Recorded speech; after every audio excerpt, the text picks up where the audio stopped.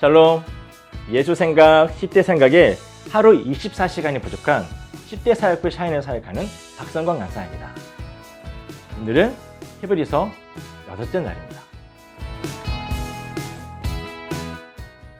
오늘 하루 여러분의 머릿속에 가장 많은 부분을 차지하고 있는 생각은 무엇인가요? 스마트폰이 우리 손에 쥐어진 이후 생각을 하기보다는 검색이 우리에게 익숙해져 버렸습니다. 그렇다고 우리가 전혀 생각을 하지 않는 건 아니죠. 무엇을 먹을까? 무엇을 입을까? 무엇을 하면 놀까 하는 정도는 하지 않을까요? 히브리서 저자 시대에 유대인들은 어떤 생각을 가장 많이 했을까요?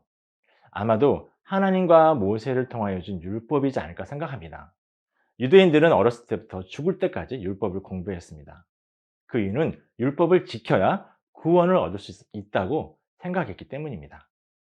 그러나 그리스도인이 된 독자들에게 히브리서 저자는 우리가 믿는 도리의 사도이며 대제사장이신 예수를 깊이 생각하라고 권면하고 있습니다.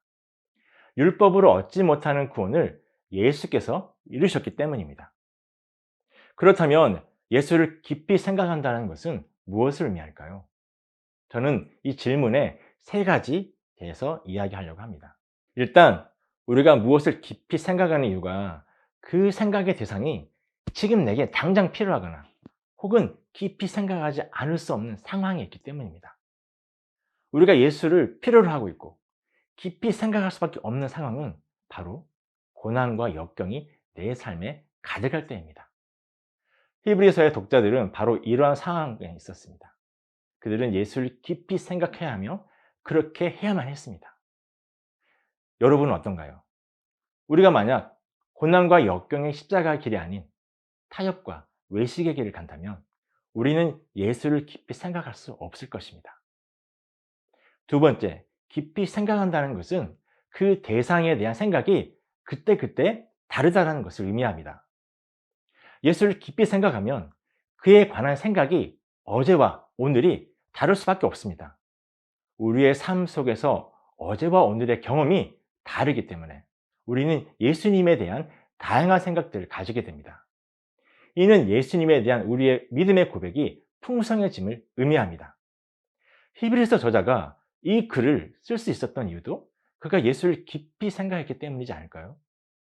세 번째, 깊이 생각한다는 것은 삶의 변화를 가져온다는 것을 의미합니다.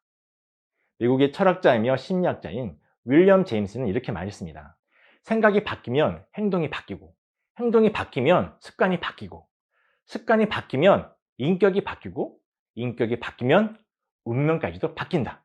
여러분, 예수를 깊이 생각하면 예수님처럼 행동하게 됩니다. 예수님처럼 말하게 됩니다. 예수님을 닮아가게 됩니다. 저는 중학교 3학년 때 예수님이라면 어떻게 하실까라는 책을 읽고 큰 감동을 받아 매일 예수님이라면 어떻게 하실까 생각하며 한 달을 살아본 적이 있었습니다. 그때 제 신앙이 크게 성장했고 10대 시절 어려운 환경에도 불구하고 행복한 시간을 보낼 수 있었습니다. 여러분, 그리스도인이 예수를 깊이 생각한다는 것은 선택이 아니라 필수입니다. 오늘 하루도 예수를 깊이 생각함으로 그를 더 알아가고 사랑하고 섬기는 여러분이 되기를 기도합니다. 샬롬.